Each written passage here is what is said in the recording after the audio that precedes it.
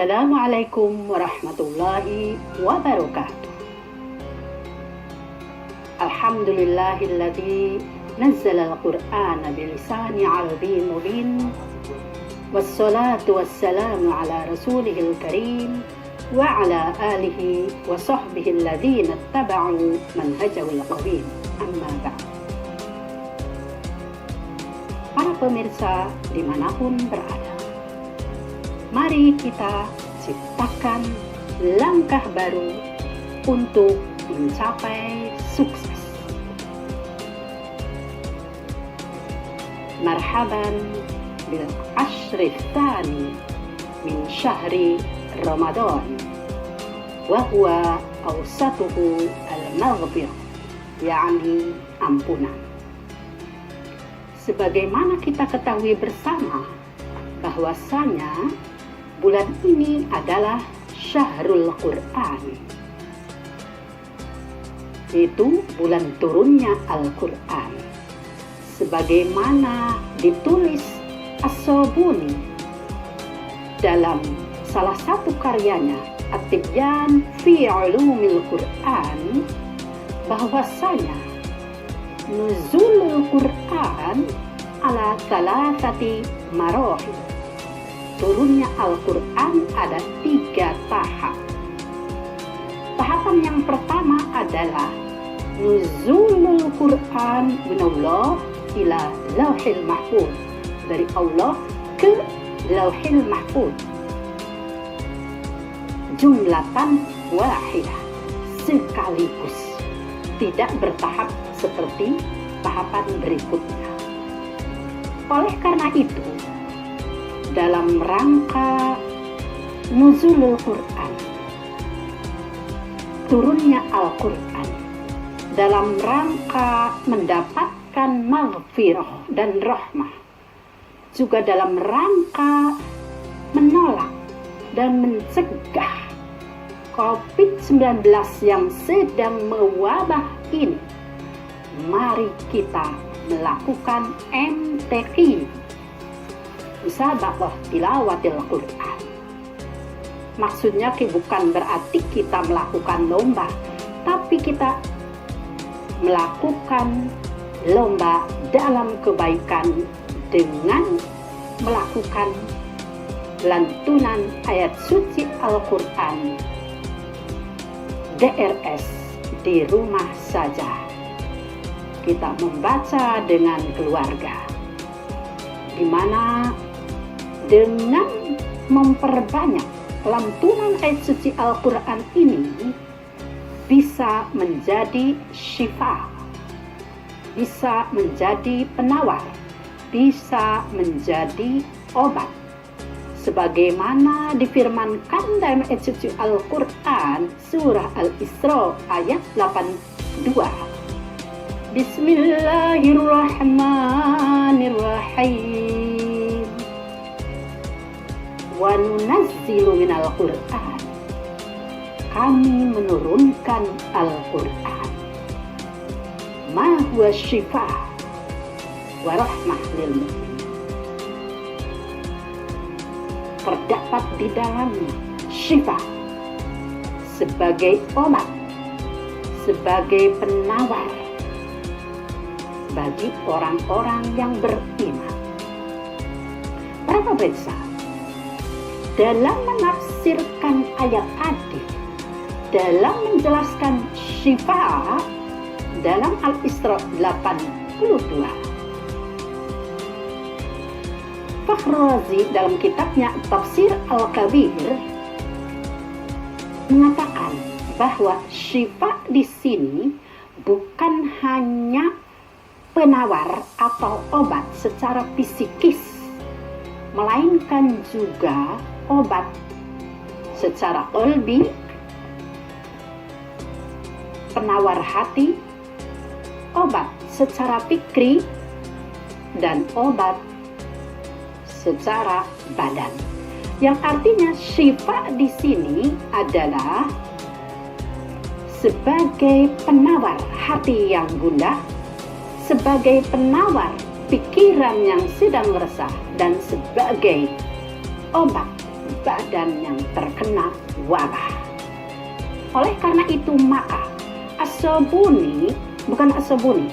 Fakhrazi dalam tafsirnya untuk menguatkan penjelasan tentang syifa di sini, menguatkannya dengan surat ke-13 juz ke-13 28, yakni surah Ar-Ra'd.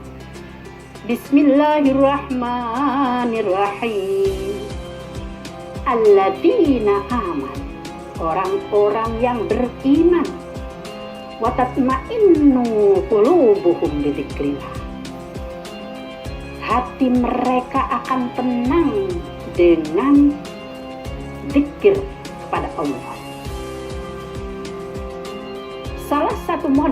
Salah satu jenis zikir kepada Allah adalah membaca ayat suci Al-Quran.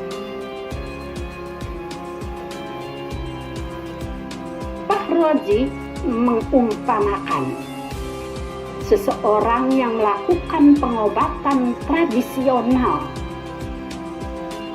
dengan kata-kata atau ucapan-ucapan yang tidak dipahami, misalnya abrakadabra, pret, somprek, ternyata bisa menyebabkan kesembuhan.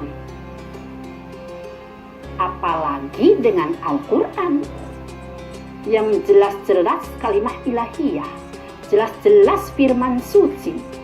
Pastinya tilawah Al-Quran ini akan memberikan nutrisi, akan memberikan gizi bagi jiwa dan pikiran pembacanya, dan akan menolak dan mencegah virus-virus dan penyakit yang mampir ke dalam badannya. Di sekitar kita ada para kiai, ada para ibu nyai, ada para santri. Mereka selalu melantunkan ayat suci Al-Quran pagi hari, siang hari, malam hari. Walaupun kehidupan mereka, makan mereka asal-asal saja, misalnya cuma tempe, tahu, tapi mereka tetap merasa senang, gembira karena selalu melantunkan ayat suci Al-Quran.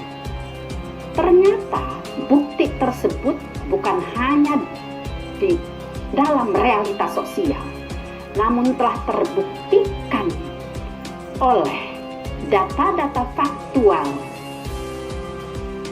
secara ilmiah.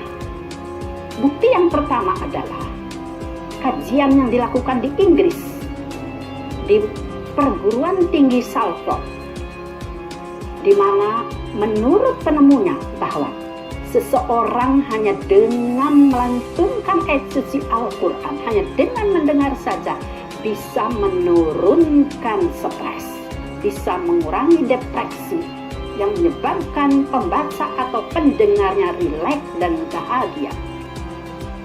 Bukti yang kedua adalah riset yang dilakukan di Rumah Sakit Besar Florida, Amerika, oleh Dr. Ahmad Al-Qadi, di mana beliau mengatakan dengan mendengarkan lantunan ayat suci Al-Quran, apakah yang bersangkutan paham Al-Quran atau tidak mengerti artinya, tetap akan memberi kesembuhan. Karena seseorang yang mendengarkannya secara otomatis akan menginstal dimensi ilahiyah di dalam otaknya. Jika install dimensi ilahiyah dalam otak ini filenya banyak, tentunya akan mampu menolak virus-virus, menolak penyakit-penyakit yang mampir ke badannya, yang selanjutnya akan menyebabkan denyut nadi dan denyut jantung itu akan menjadi seimbang. Penemuan yang terakhir adalah dari Inggris, yaitu terapi suara yang dilakukan oleh Alfred Tematis, di mana Alfred ini melakukan terapi suara dengan getaran dan gelombang atau frekuensi suara. Menurutnya bahwa gelombang suara ini bisa mengobati seseorang, terutama penyakit kanker, virus-virus, dan lain sebagainya. Terutama apabila getaran suara itu dari Al-Quran. Menurutnya bahwa dalam tubuh kita ada sel-sel yang bergerak secara sistematis. Apabila badan terkena penyakit atau usia makin tua, maka gerakan itu sudah melemah, sistematis sudah terkurangi. Lama-kelamaan jika dibiarkan, maka sel-sel tersebut akan rusak. Oleh karena itu, menurutnya, jika ingin sel-sel tersebut menguat kembali, maka dilakukan terapi suara, termasuk dengan terapi mendengarkan lantunan ayat suci Al-Quran. Silakan, dari TV, dari voice note, silakan. Suara siapa? Al-Ghamidi, Abdul Basit, Sudes, suara siapapun, dimanapun. Namun akan lebih baik jika suara tersebut adalah suaranya sendiri. Kenapa? Karena jika suara tersebut suara orang lain, misalnya 20 meter atau 10 meter dari badan kita, maka getaran atau frekuensi suara tersebut akan terkurangi. Misalnya tadinya 100%, karena jalan getaran atau gelombang suara itu jalan jauh dari sana, maka sampai ke telinga kita hanya misalnya tinggal 60 menit atau 50 menit. Namun apabila kita sendiri yang membaca, maka dari mulut kita hanya berapa senti langsung terdengar oleh telinga kita, sehingga paling jika terkurangi hanya 1, 2, atau 3%. Oleh karena itu, para pemirsa dimanapun berada, mari dalam rangka mendapatkan maghfirah di bulan yang penuh barokah dan rahmah ini, dan dalam rangka mengusir dan mencegah penyakit COVID-19, mari kita tingkatkan bacaan ayat suci Al-Quran. Mudah-mudahan yang kita harapkan berhasil. Amin. Demikian, wassalamualaikum warahmatullahi wabarakatuh.